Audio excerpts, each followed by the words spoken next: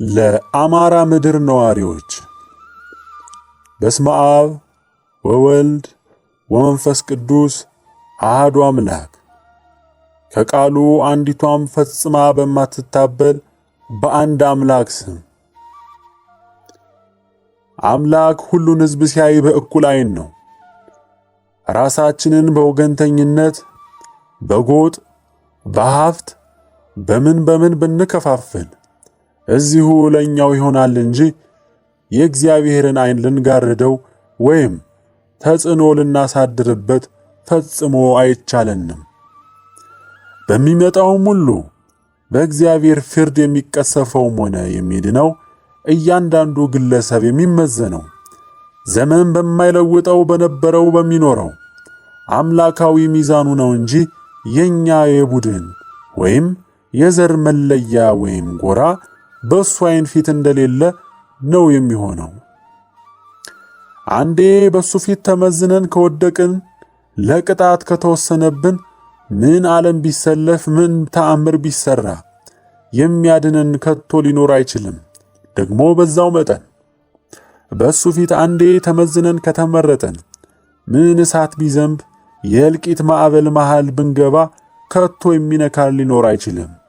ይህ ትልቁ ሐቅ በመሆኑ በዚህ መሰረት ምን ስጋት ውስጥ ምን ከበባ ውስጥ ብትገባ ምን ጠላት ቢነሳብህ ቀድመህ ዞረህ ልታይ የሚገባህ የቀረህን ጥይት ወይም የአባሪህን ዝግጅትና ትጥቅ ወይም የምሽግህን ስፋት አይሆን።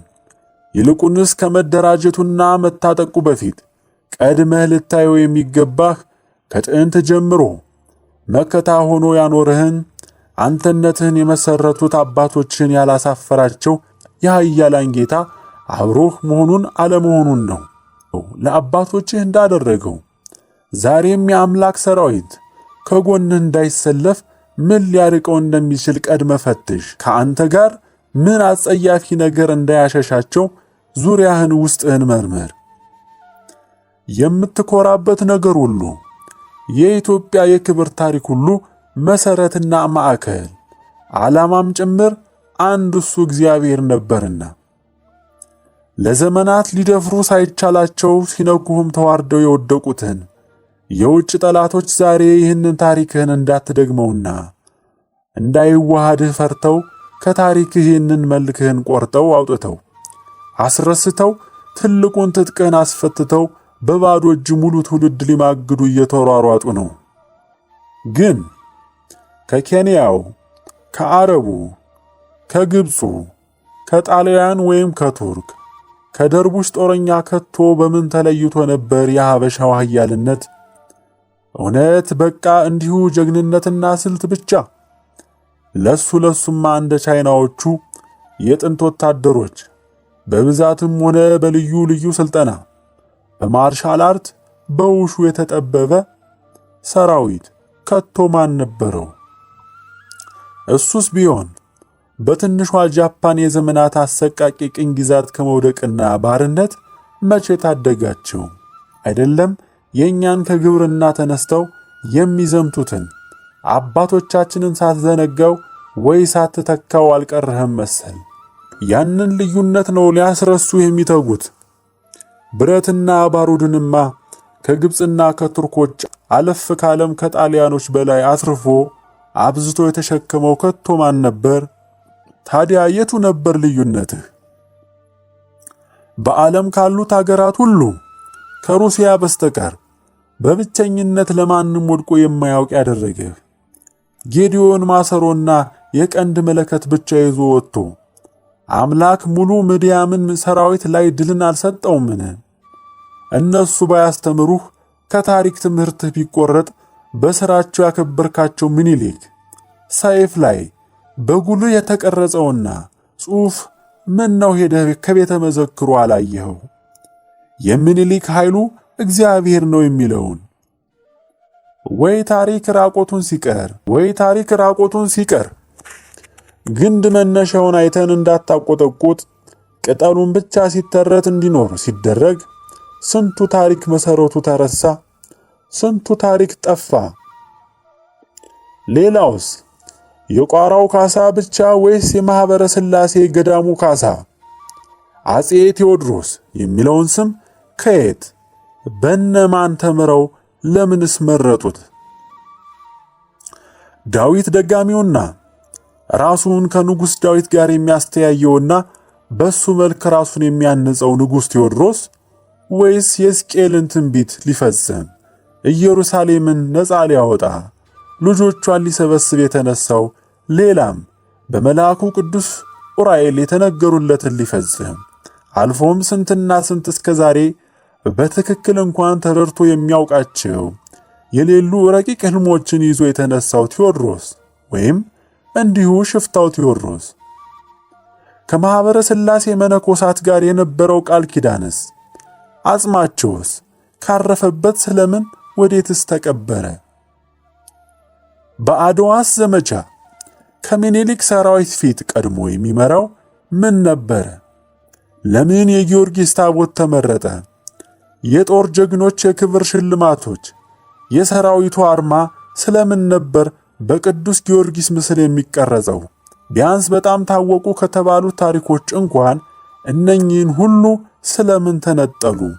ሁሌም ከነበረን ኃያል ታሪክ ጀርባ ዋናው ታላቁና ቀዳሚው ትጥቅ እግዚአብሔር ነበረ።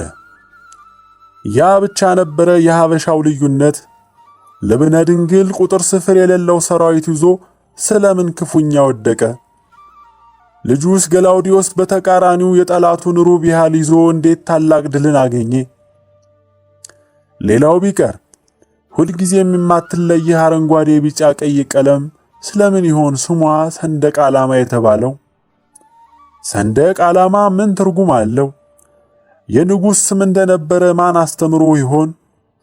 በሳባውያን ጽሑፎች እንደተጻፈው የዓለምን ክፍል እስከ 1/3 ያክል ያስገበረው ንጉሠ ነገሥት ሰንደቅ ዓላማ ስሙን ዘወትር ሳያውቁት ከመጥራት ያለፈ ማን በሙሉ ታሪኩ ያስታውሰው ይሆን? ከኛ ጠፍተው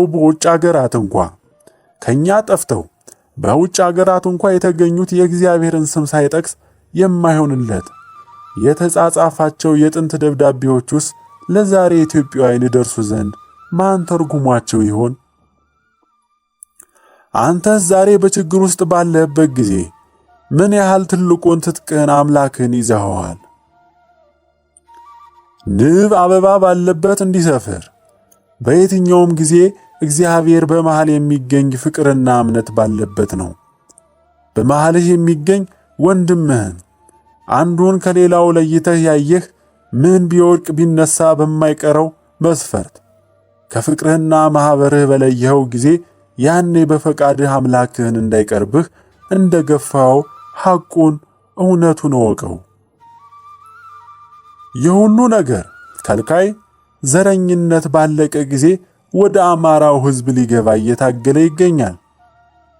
ከዘረኛ በላይ ክፉና እጅግ ወንድሙን የሚጠላ የዲያብሎስ ፈረስ የለም።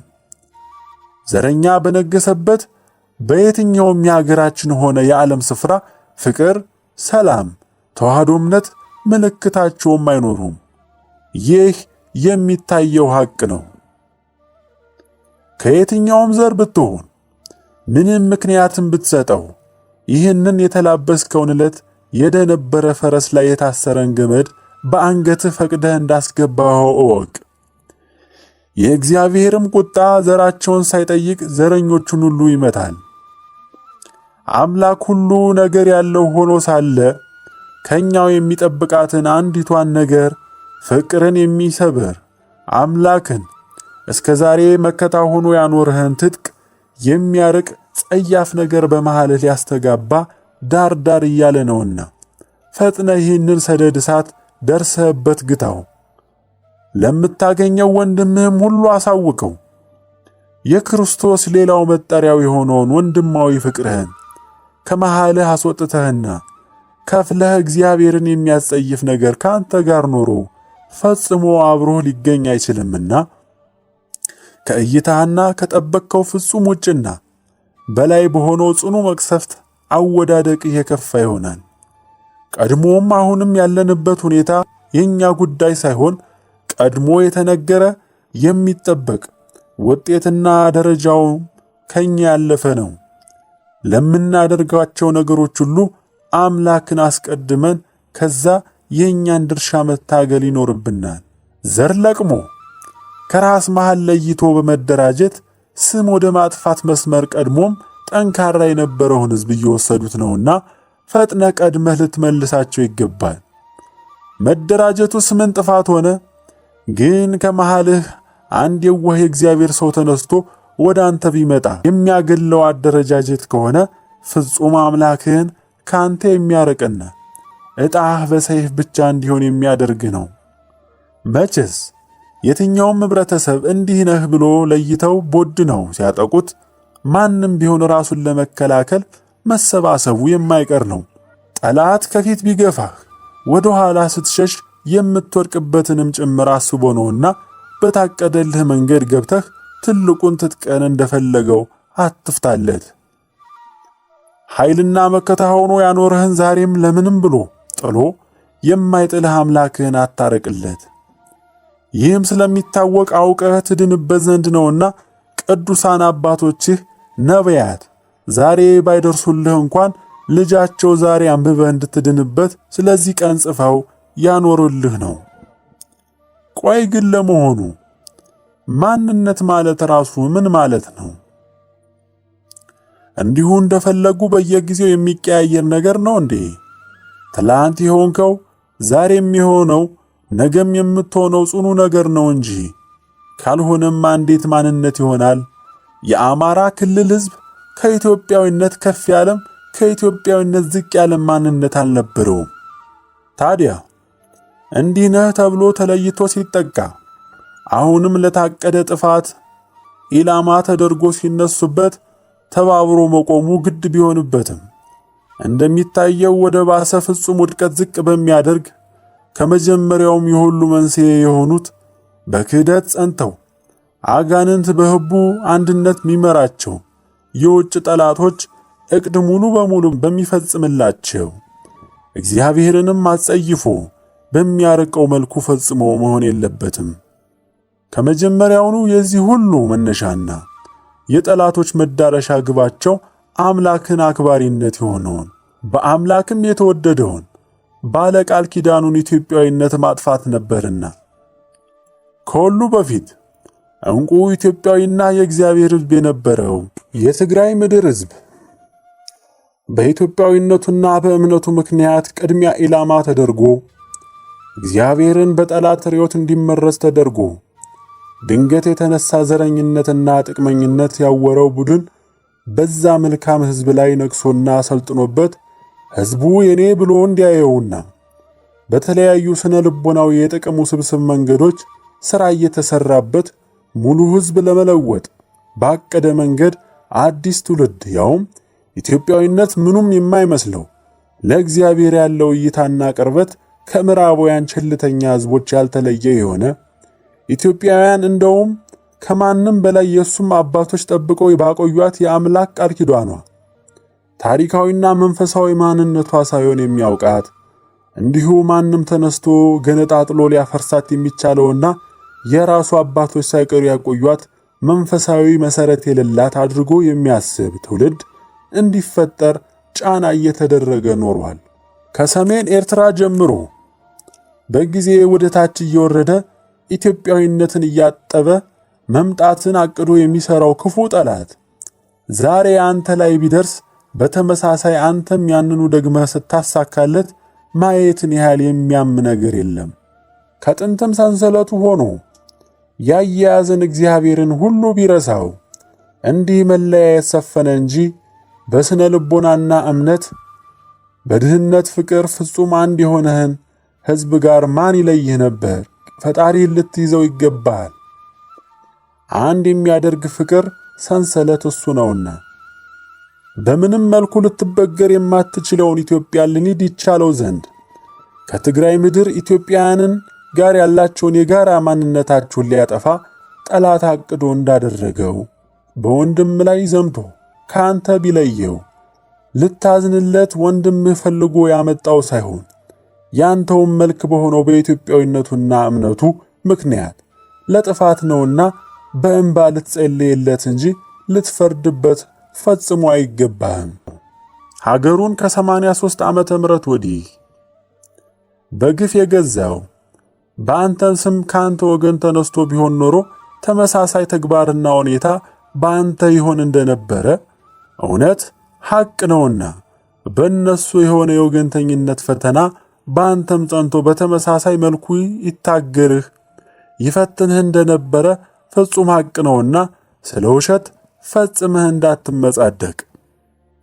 ዛሬ በትግራይ መሬት እንደሚሰበከው በከፊልም በአዲሱ ትውልድ እንደሰፈነው በተራነት እግዚአብሔርን መዘንጋት፣ በመሳሪያ ትጥቅና ወገንተኝነት ተማምኖ በፉከራ በመሳሪያ ታጋይነት ትርክት ከንቱ ከሁሉ የበላይነት ስብከት የትዕቢት መንፈስ ተጠምቆ የእግዚአብሔርን ሕልውና መዘንጋትን መሰረት ያደረገ የምዕራባውያን የብልጽግና ስልጣኔ መንገድ ምኞት ሰክሮ ስለ እግዚአብሔር አንዳችም ሐሳብ ሳይኖረው በአባቶቹ በእምነት በክብር ተጠብቀው በኖሩ የእግዚአብሔር ቃል ኪዳኖች ምድር ከእግዚአብሔር ጋር እንደገና እንደ ጽዮን መኖር ሳይሆን በግንጠላ ሲንጋፖርነት የሚቃዥ ትውልድ እንዲፈጠር ከባድ እንቅስቃሴ ይደረጋል።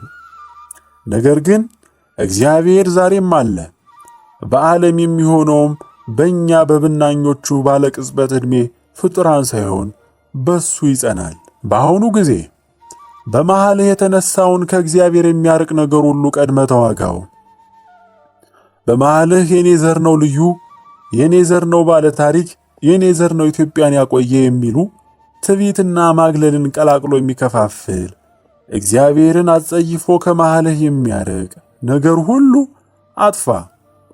ይህ ሁሉ አነጋገር ባላዋቂው ትውልድ የመጣው ሕዝቡ በእምነት ደክሞ እግዚአብሔርን ረስቶ ሳለ ድንቅ ታሪኩን ቢመለከት ዛሬ በረሳው እግዚአብሔር የተደረገው ተግባር ሁሉ ባለቤት ባዶ ሆኖ ቢታየው ለራሱ ወስዶ የሚናገረው ነውና ኢትዮጵያ ለሺህ ዘመናት ስትጠበቅ በአክሱም ጽዮን፣ በደብረ ሊባኖስ፣ በምሁር ኢየሱስ፣ በላሊበላ በአራቱም ማዕዘናት ባሉ ኢትዮጵያን ጸሎትና ምህላ አምላክን በችግር ጊዜ ሁሉ ብትለምነው በኑሯቸው በእምነት ቢገዙለት በፍቅር ምስጋና መኖርን ባህላቸው ቢያደርጉ እሱም ልጅነታቸውን ቢቀበል ነውና ባላረፍንበት ዘመናችን ሁሉ ጠላት ቢነሳብን እግዚአብሔርን ተማምነን ከእርሻ ላይ ተነስተን ጦርና ጋሻ ይዘን ብንወጣ መድፍና ጥይት ይዞ የተደራጀ ስልጡን ጦር ሁሉ ከእግራችን ጫማ በታች የጣለልን እንጂ በመላው አፍሪካ ግብፅን ጨምሮ ከቶ መች ሳይዋጋ ለቅኝ ግዛት ለባርነት እንዲሁ ራሱን የሰጠ ነበር። ታዲያም ዛሬ በዘር ቡድን ለይተው ቢያጠቁህ እንዲህ ነው ብለው ቢነሱብህ አይሆንም ብሎ መደራጀትና ለመከላከል በጋራ መቆም አማራጭ የሌለው ትክክለኛ ቢሆንም ስለምን አጥብበው የሰጡህን ትለብስላቸዋለህ? ቢሰጡህ ይበልጥ የሚያደክምህና የአባቶችን ትጥቅ እግዚአብሔርን የሚያስፈታ ይሆን ዘንድ ነውና ስለማንስ ብለህ የማያሳፍርህ ብቸኛ መከታ አምላክህን አጋርነት ትተህ እሱን ከመሃልህ የሚያርቅ ዘር ቡድን ላይ ራስህን ልትመድብ ትፈቅዳለህ? ቀድመህ ስለማን ብለህ ነው አምላክህን ያያዝከው? ዛሬስ የምትለቀው? አደረጃጀትህ ማንኛውም በመሃልህ የሚኖር አንድ የዋህ መልካም አሳቢ የእግዚአብሔር ሰው ሊቀላቀልህ ቢያስብ በማይቀየረው መስፈርት ዘር ቆጥረህ እንድታገለው የሚያደርግ ፈጽሞ አይሁን። እውነት ለምሳሌ ጻድቁ አቡነ አረጋዊ እንኳን መጥተው አብሬህ ልሁን ቢሉህ አሻፈረኝ ብለህ ልታገላቸው መርከስ ቀላል ሆነልህ? በዚህ መሰል አሰራር አምላክህን ልታጸይፈውና ልታርቀው ግድ የሌለህን እሱ ካንተ ጋር ይሁን አይሁድ ግድ የሌለህ ኢአማኒ ሆነህ በሥጋ በመርመስመስ ጋባዥ የማያስፈልገው የአጋንንት ማደሪያ እንደሆኑ ዘረኛ ታጣቂዎች ሆንክ። ይህንንስ እንድታደርገው ከምንም በላይ ለድል ቅድሚያ የሚሰጠው እግዚአብሔር አብሮ መኖር ነውና እንዲህ ነህ ተብለህ ለጥቃት ኢላማ የተደረግከው መደራጀት አለብኝ ካልክ ቢጠብ የአማራ ክልል ሕዝብ አደረጃጀት እንጂ የአማራ ዘር ብለህ አላስፈላጊ ክፉ መንገድ ውስጥ አትግባ። አብረው ያሉትን ማንኛቸውንም የማይለይ ክልል የሚጠብና የሚሰፋ በመሆኑ ሌሎች በአንድነት ሐሳብ ያመኑ ግለሰብም ሆነ በህብረት መጥተው የሚቀላቀሉ ኃይልም የሚሆኑልህ እግዚአብሔር ሊባርከው የማይጠየፈው የፍቅር አንድነት ተላብሰ ለማደግ ለመበርታት ቆም። እኛ ዘር ተማምነን ጎራ ይዘን ብንቆም አምላክም አንዱን ለይቶ የሚደግፍበት ምክንያት አይኖረውም። ከሁላችን ሩቆ በሰይፋችን ስንተራረድ እንከርማለን እንጂ ከክልሉም ውጭ ያሉ የአማራ ዘር ተብለው የሚገፉ ወገኖች የአማራ ክልል ህዝቦች ልጆች ናቸው ተብለው ነውና ለነሱም ብትቆም ይህ አደረጃጀት ያስችላል። የዥንጉርጉር ልጆች አባት እግዚአብሔርንም ይዘህ ድልን ትላበሳለህ። እንዲያ ካልሆነ ግን በራስህ እጅ እግዚአብሔርን ገፍተህ እንዳስወጣኸው ወቀው። ለነገሩ ክርስቶስ ራሱ በሥጋ ተገልጦ ከመሃላችሁ ልገኝ ቢልህ ምን ዘር ብለህ ልታስገባው ነውን? ትመልሰዋለህ እንጂ። ይህ እውነተኛው የጉዞህ መልክ ነውና አይግረምህ። ከተለያዩት የዘረኞች ጎራም ያንተ ለምን ተለይቶ አብሮህ ይሆናል? ነው ወይስ በዚህ በታሪክህ ከባድ ጊዜ እሱን አትፈልገውም? ሌላኛው ሳይጠሩት የሚመጣው ጋባዥ የማይፈልገው ርኩስ መንፈስ ግን መገኘቱ አይቀርም።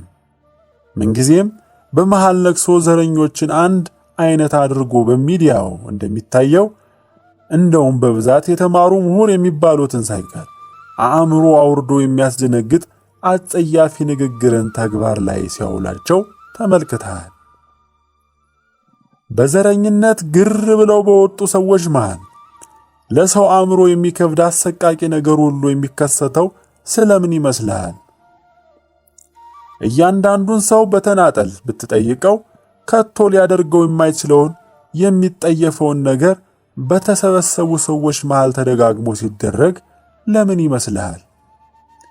በየግል ያላቸው የተሻለ ሰብአዊ አእምሮ ጠፍቶ በጋራ አንድ የሚያደርጋቸው ሰው በቁሙ የሚያስቃጥል፣ ዘቅዝቆ የሚያሰቅል፣ በስለት የሚቆራርጥ፣ በስቃይ የሚደሰት አዲስ አእምሮ በአንድነት ይላበሳሉ እንጂ በዛ የቡድን መንፈስ ላይ መሪነቱን የሚቀዳጀው መሃል ለመግባት ግብዣ የማይፈልገው ክፉ መንፈስ እያንዳንዱ ሰው አእምሮ ውስጥ እንደፈለገው ተመሳሳይ ሐሳብ የማስቀመጥ ትዕዛዝ በመስጠት ማስተባበር የሚያስችለው መናፍስታዊ ተፈጥሮን በመጠቀም አንድ የጋራ አእምሮ አስይዞ በየግላቸው የሚጠየፉትን በኋላም የሚጸጸቱትን እንደ ሌላ ሰው የሚኮንኑትን ተግባር እንዲሁም ሌላም ያለ ንግግር የተቀናጁ ጥርጣሬዎች፣ ድንጋጤዎች፣ ፍርዶች፣ ያንድ ላይ ሐሰተኛ ፍርጃዎች በአንድነት ያለ ንግግር ተግባብተው አሰቃቂ ተግባሮችን በአንድ አእምሮ ያሰራቸዋል። ሌላም ጊዜ በየትኛውም ቦታ ማንኛውም ሰው ክርስቶስ የሚቃወመውን ነገር ሲያደርግ የፍቅር ፍጹም ተቃራኒ የሆነውን ዘረኝነትን ሲሰብክ ራሱን ጋብዞ የሚመጣ መንፈስ ምሁሩ አእምሮ አልባ እስኪመስል ድረስ ተቆጣጥሮ ክፉ ያናግረዋል፣ ያሰረዋል። የዚህ አይነት ክፉ ወንድምን ከሌላው መክፈልና ለይቶ ጥቅመኝነትን መስበክ ደግሞ አንዴ ባለቤቱ መንፈስ ከገባበት ነገሩን አራማጁ ሰው እንዳቀደው አማራና ሌሎች በሚለው ክፍፍል ጸንቶ የሚያበቃና በዛው የሚቀጥል ሳይሆን አንዴ ክፍፍልና የወገንተኝነት መሪ መንፈስ ጋብዘው ካስገቡት ልክ ከላይ እንደመቱት መስታወት ከዋናው ስንጥቅ መስመር ተከትለው ሌላ የበዙ ክፍልፍሎችን የሚፈጥር ሆኖ ስንጥቁ እስከ ጥጋጥቁ እንደሚዛመድ አማራና ኦሮሞ ወይም አማራና ትግሬ የሚል ክፍፍልን አራግበው ከላይ ራሳቸውን የከፈሉበት መንፈስ ወርዶ የቅማንት፣ የአገው፣ የሸዋ ወዘተ እያለ የቀጠለ መጨረሻ የሌለው ነቀርሳ መንፈስ በመሆኑ የሚወራ ሳይሆን በተግባር የሚታይ መገለጫ ነው።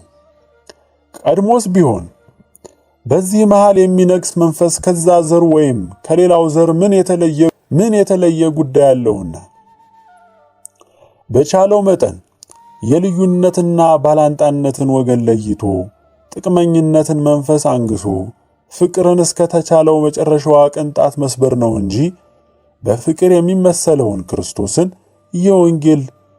የወንጌልን ሁሉ ጭምቅ መልእክት በጽኑ መዋጋት ነው እንጂ። ቅዱስ ጳውሎስ እንደተናገረው ትንቢትም ቢኖረኝ ምስጢርንም ሁሉና ዕውቀትን ሁሉ ባውቅ ተራሮችንም እስካፈልስ ድረስ እምነት ሁሉ ቢኖረኝ ፍቅር ግን ከሌለኝ ከንቱ ነኝ ብሏል። ማንም ምን ባለ መንፈሳዊ ጸጋ ባለቤት፣ ምን ባለ ቅዳሴ፣ ምን ባለ መሐሌት ብንሆን ያ ሁሉ በዜሮ ተባዝቶ እምነት ከሌላቸው ኃጢአተኞች ጋር በአንድነት ላይ እንድንቀሰፍ ያደርገናል። ስለዚህ ምን ቢጠብ ቢያንስ አብረው በክልሉ ያሉ ወንድሞችን ለይቶ የማያገል አድርገው። ቦታው ሊሰጡ የማይገባቸው ከንቶች በመልካም ሰብአዊ ፍቅር ከሚኖሩ ኢትዮጵያውያን መሃል አጥብበው ከፍለው አማራ ክልል የተባልክ መሆንን አትርሳ። የአማራ ክልል ኢትዮጵያዊ መሆንህን አትርሳ። አማራ ክልል ተብለው የተከለሉ ኢትዮጵያውያን መሆንህን አትርሳ። የአማራ ክልል ኢትዮጵያዊ ነህ ብለህ ልትናገሩ የሚገባህ ያ ነው ያንተ መጠሪያ። ከዚያ አታጥብበው። ለልጁ ተመልከት ያንተን ንብረት ብሎ የአክሱምን ሐውልት የሚጠቁም ተመልከት የርስትህን ጫፍ ብሎ ከካርታ ላይ ኦጋዴንን የሚያሳይ እሱ ራሱ እንዲህ ተብሎ ከአባቶቹ የተረከበውን እንደ አባቶቹ ታግሎ ጠብቆን ለልጁ ሙሉ መብትና ባለቤትነት የሚሰጥ ነህ። ወደፊትም ኢትዮጵያን የሚያድነው ኢትዮጵያዊ እንድትሆን ከቶ ምን ያንሰሃል? ጀግንነትና ኃይል አንሶህ ነውን?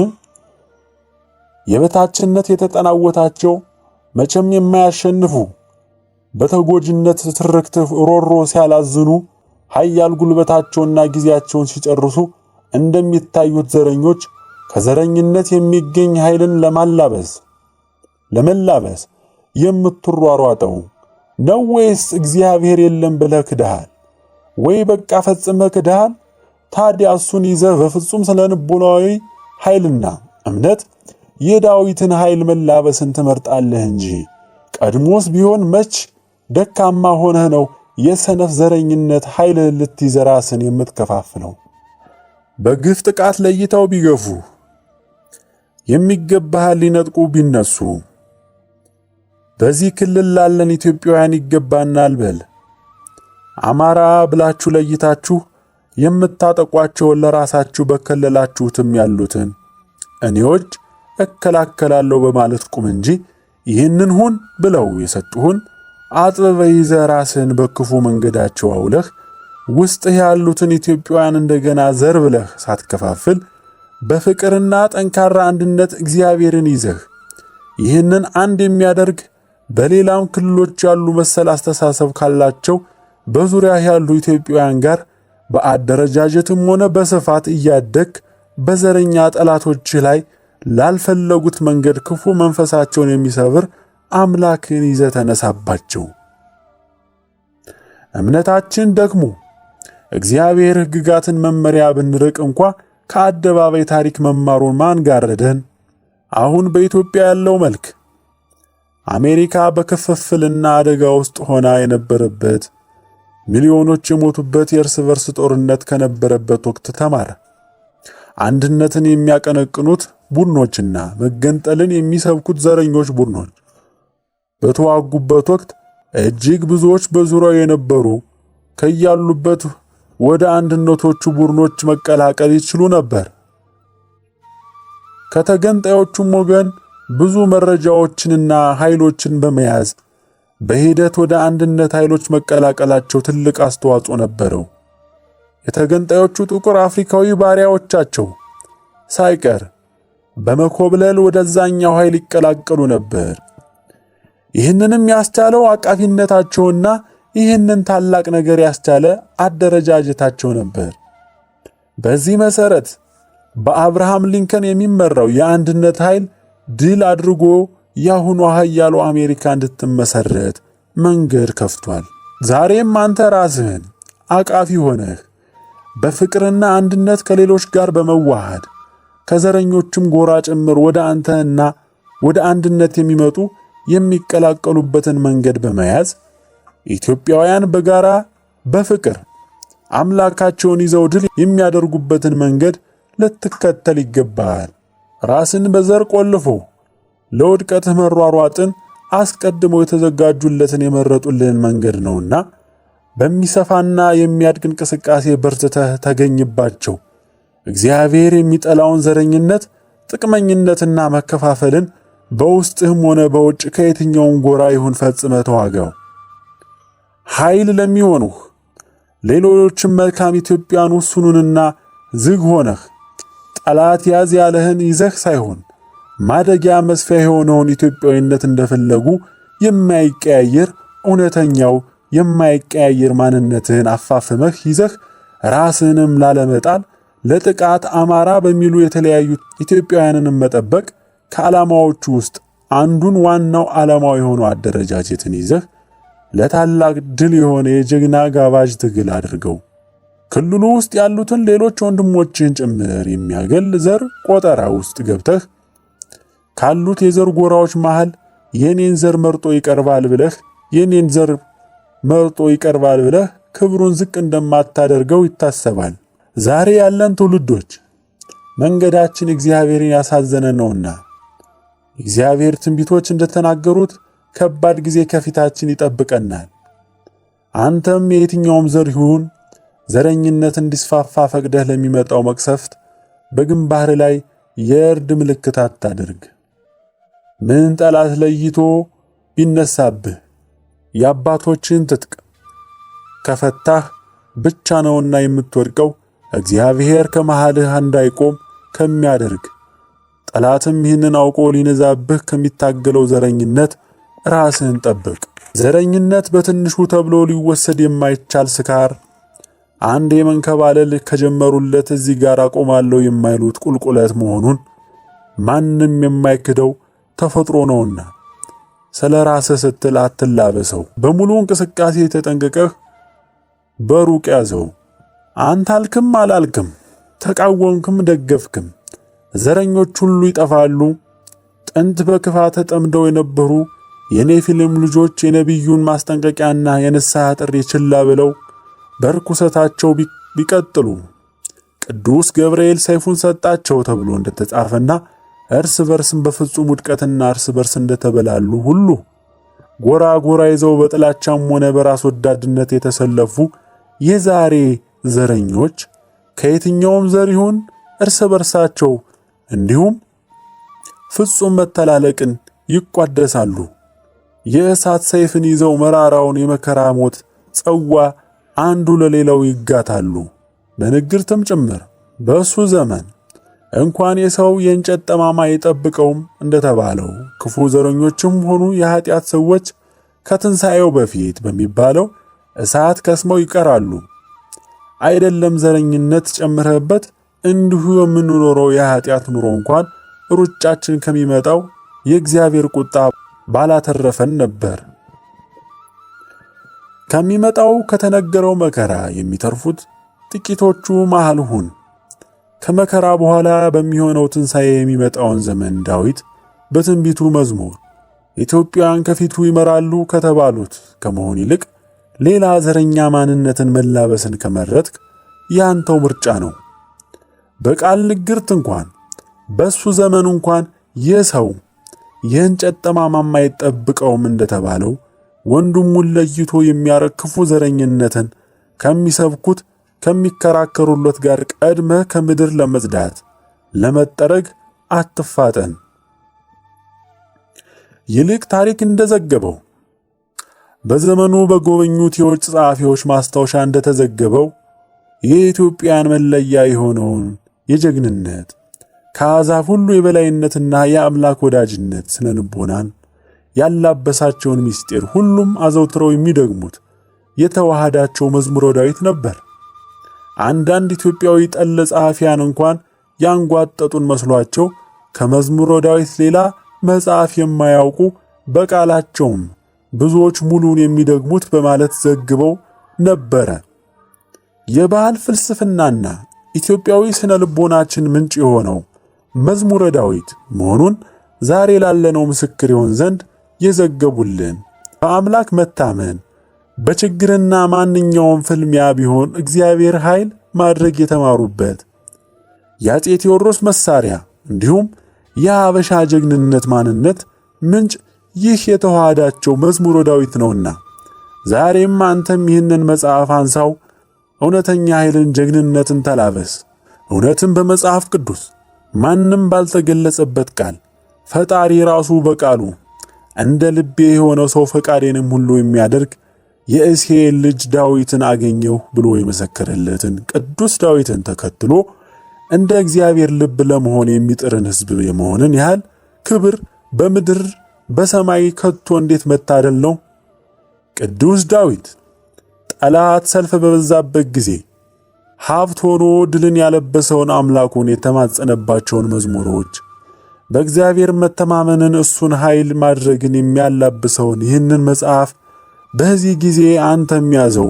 አንዷ 7 መስመር የምታሞላ ናትና በዕለት 5 ምዕራፍ ብቻ ከልቦና ሆነህ ብታነብ ለዚህ ዘመን ስልቹ ሰው እጅግ ቀላል ግን ፍጹም ኃያል ተግባር ነውና ከአባቶች ስነ ልቦና ከእውነተኛ ኢትዮጵያዊነት ከሐበሻ ተአምራዊ ጀግንነት እንደ ቀድሞ ተዋሃድበት።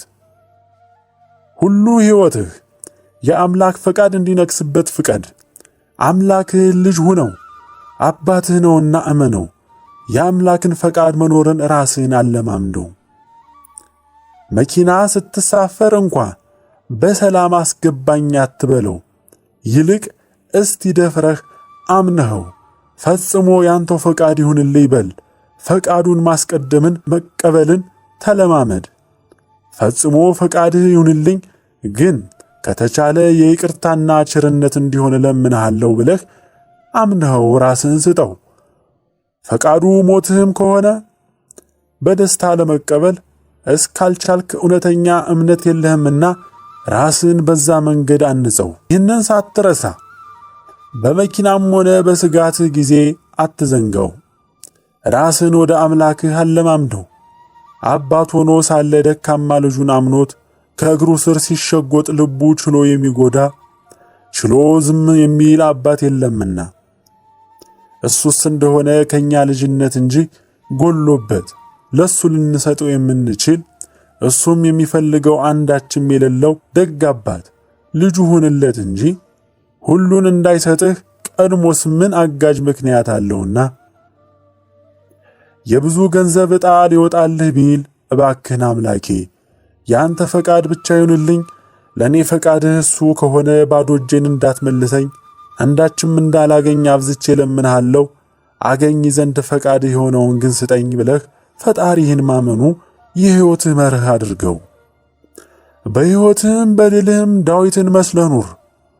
የሀገራችን መጻኢ ሁኔታና ውጊያዋ ባይንህ ያየኸው ነው ብለህ የምታስበው የተዘጋጀልህትና የጠበቅከውን መልክ የያዘ በዛም የተወሰነ ሳይሆን ይልቅስ የራስህ አባቶች ጭምር ከጥንት በትንቢት አውቀውት ሲጠብቁት የኖሩት ውጊያውም የምድራውያን ጎሳዎች ተራ ግጭት ሳይሆን የእግዚአብሔር የቁጣ ዓይኖች ወደ ሀገራችን የሚመለከቱበት ከሕሊና በላይ የጸና የእግዚአብሔር ፍርድ የሚገለጥበት በመሆኑ ነውና በምድር ፍክክራቸውን ታውረው ልክ ከታላቅ ጎርፍ መንገድ ስር ቆመው ትኩረታቸው እርስ በርስ ላይ አድርገው ጨርቅ የሚጓተቱትን ሁሉ ሰዎች አይነት ሁኔታ አትላበስ።